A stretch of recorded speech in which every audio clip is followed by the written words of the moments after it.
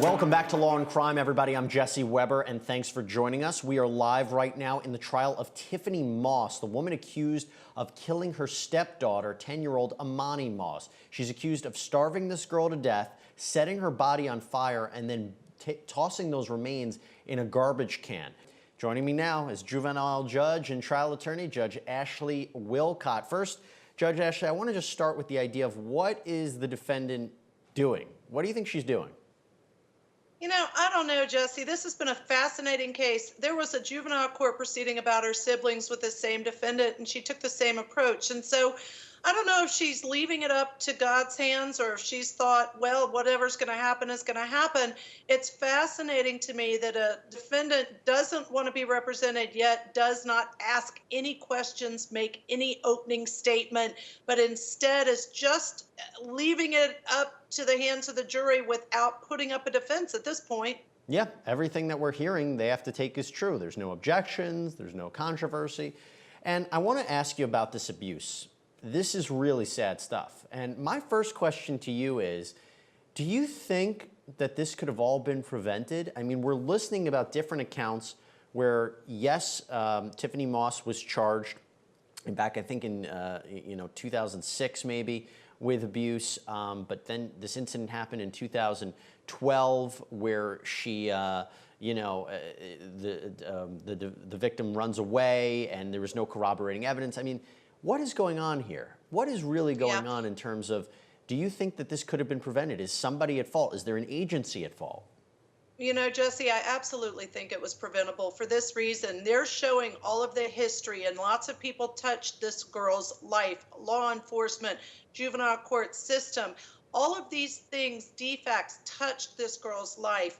And if more had been done to figure out that there was a problem inside that home and this child was being abused inside that home, and to take steps to prevent that, this could have been, it wouldn't have been a death. So absolutely, it was a system fail, but I do not think it's so easy to say it was because of one person or one agency. Well, the grandmother of Amani, Robin Moss, she's Imam Moss's mother, she's suing those agencies saying they acted negligently, and that negligence ultimately led to her granddaughter's death. Yeah, so there are two sides to that. Number one, if you report to defects, then they're required to do an investigation under the law, which they are. And if they failed to investigate or failed to substantiate when they should have, or failed to take steps, that is an agency fail, and the agency could be found liable. However, on the other hand, Jesse, I'm going to suggest this. If any relative, including this grandmother, noticed the weight of the child, which she was severely underweight, any marks and bruises, and she didn't report each and every incident, then she too has some responsibility. Well, I know the grandmother on Tiffany's side, her mother, has been criticized by the juvenile court judges saying, you should have stepped in. It was clear what was happening, and you didn't do anything. So you have it there, Ashley. Absolutely. And that's the problem, is so many people see things, know things, and they're either afraid to report, Jesse, or it's their own child or own relative, and they think, oh, they'll stop if I say something to them, or they can't be doing this. They're in denial. Those are all reasons why cases don't get reported, and it's why children end up dying. So it's very preventable. People have got to speak up. Where does this case fit in terms of child abuse cases that you've presided over or seen or covered? You know, unfortunately, I've presided in cases in which a child dies at the hands of an abuser, and then there's siblings that come to the juvenile court so we can determine what's in the best interest of the siblings. So I've seen child deaths. This one, though, is particularly egregious because there was abuse prior to, or at least allegations of at this point. The child's body had been burned, was disposed of, severely underweight. So all of those things, honestly, in my mind, amount to torture, not this poor child's life, right? Yeah, pretty egregious, Jesse. Right, starving occurs over a period of time. Also to note that this young girl knew that she was being abused. She ran away in 2012. She reported on Tiffany before. That's the part for me that keeps getting me, Judge. Yeah, no 9-year-old runs away more than once for any good reason. It wasn't a prank. It wasn't she got her feelings hurt 4 times. Are you kidding? When a 9-year-old runs away 4 times from a home, you can assume, and it's pretty safe bet based on statistics, that something is amiss in that child's life. And the fact that this child was screaming for help in whatever way a 9-year-old knows to do it, like by running away multiple times, adds to the tragedy of this case. This never should have happened to this child, Yeah. and yet it did. Yep, and yet it did. Another witness not cross-examined by the defendant. Let's break it down. Judge Ashley, another witness came by. Defense didn't have any questions. Did you have any questions for this witness? Was there anything that struck out as you as odd? Anything that, what did we learn from? What did you make of it? Well, so here's the one thing I would have asked is when she mentioned the haircut and the short hair versus Amani had always had long braided hair. You know, often abusive parents will use that as a type of punishment, or if the child's in trouble. I think I would have explored with the teacher. Did you ask her why she'd gotten her hair cut, why it was short? Did Amani, because Amani's deceased, we can have a child hearsay exception. Did Amani tell you anything about her haircut or anything going on at the house? Those questions weren't asked. You're 100% right. Those questions were not asked. My question is, why? You know, she's competent to stand trial. She's competent to be there. She's competent to represent herself, but she's not representing herself, or at least not yet. Are we just waiting to see her ultimately cross-examining Iman, her, you know, the Imani's father? Well, you know, I'm going to assume she may not cross-examine anyone. I'm shocked she hasn't asked any questions. This leads me to believe she may sit quietly and not present any defense, any cross-examination. Jesse, the other thing I have to say, if I were the judge, I would be reminding her, maybe not on every witness, but I think I would periodically remind her of her right to cross-examine witnesses, and that by doing so, she can present evidence on her own behalf, and if she chooses not to, so that you affirmatively have that on the record. That's a really good point. And we're going to have an opportunity to talk more about this. But right now is a really special witness. This is Amani's aunt. Let's go live. A lot of things to talk about there. But Judge, the first thing that I want to talk about is Iman Moss apparently said that Imani cut off her own hair. Thoughts? Yeah, I don't believe it. Because listen, look at that little haircut that she had in the picture at the school field day after her haircut. It looked nice. No kid, when they cut off their own hair, does this beautiful, fabulous short haircut because they've cut it off. I don't believe that for a second. Let me ask you this. If she were to mount a full defense, what would be a defense to the crimes levied against her? Is it that somebody else did this, or that this was an accident? That it was, she didn't realize what was going on? I mean, how do people defend against these charges? Well, listen, my best guess is number one, somebody else did it. And if you listen to that testimony by the aunt just now, there was something in there that could be used by the defendant. That aunt said, listen, when she came back to the grandmother's house after being with the father, she saw marks and scars. And if I were that defendant, I would jump on that, because part of my defense would be, yes, somebody else saw marks and scars, but there's no evidence I did it. I didn't do it. Dad did it. Yeah, and that's why he's pled and sitting in jail. She's the primary caregiver, though, in terms of feeding. I mean, she's accused of starving this girl to death. Wouldn't that ultimately be her responsibility? That's why I'm so surprised that she's not putting on any defense, because I don't even know how you might defend against it. Well, you know, the other defense is, oh, she had something wrong with her. I fed her, but she wouldn't gain weight. I'm not saying those are good defenses, Jesse. I'm just playing devil's advocate, which is hard for me to do. And that could be a defense that a defendant would claim. Yeah, absolutely. I think they're going to a lunch break right here. We're just seeing if there's any activity happening in the courtroom. My question to you is, if she's ultimately convicted, is this a case prime for death penalty, or will the jurors still have a difficult time making that decision?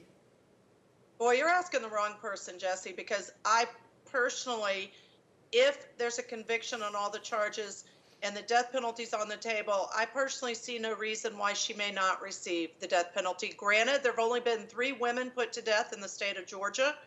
Granted, it's an extreme measure, obviously, but given all the aggravating circumstances, if those are proven and bear true, I think she has a very real chance of facing the death penalty. Now, I'm also going to say by defending herself and not mounting a defense at this point, I do think there will be an appeal which will tie this up in court if there's a conviction. But if she's not making objections and she's not really putting on an argument and she's not cross-examining any witnesses, what can she appeal? I wonder if someone's not going to claim that she didn't have the mental capacity to be allowed to represent herself. She didn't understand the proceedings. I know she's competent to stand trial. That's been addressed. But I think with the death penalty case, the death penalty being such an extreme sentence, obviously, and the worst of the worst, if she were to receive the death penalty, I would foresee appeals. Even if it's on new grounds, unique grounds, novel grounds, I think there would be an appeal by someone in this case, by her, by an attorney on her behalf. Why do defendants represent themselves? It's her constitutional right, but why is she doing it? I don't know. I have no idea. I think it's a terrible idea. I think that, I'm not a defense attorney, but I thank goodness for all those good defense attorneys I see in my court because they are protecting the constitutional rights which we all have. So thank gosh they're good defense attorneys. I cannot imagine why she doesn't have an attorney, and I do not think it's smart for her. She should have someone protecting her rights. You're absolutely right, especially given what's at stake here. She's facing serious charges, including murder, felony murder, and the issue is it's a very strong case by the prosecution, and the death penalty is on the table. Unless she's just welcoming all this, and again, that's speculation because we're still at the beginning part of the case. We don't know if she's going to call any witnesses. We don't know if she would cross-examine Iman Moss or if she put on a closing argument. We're waiting to see what the strategy ultimately is, but there is a lot at stake. And I guess the question is, if she never wanted to fight, why did she plead not guilty? That's the question that I have. First of all, for God's sake, you're right. The death penalty's on the table, Jesse, and I know I jumped right in and I apologize. This case just gets me to the core.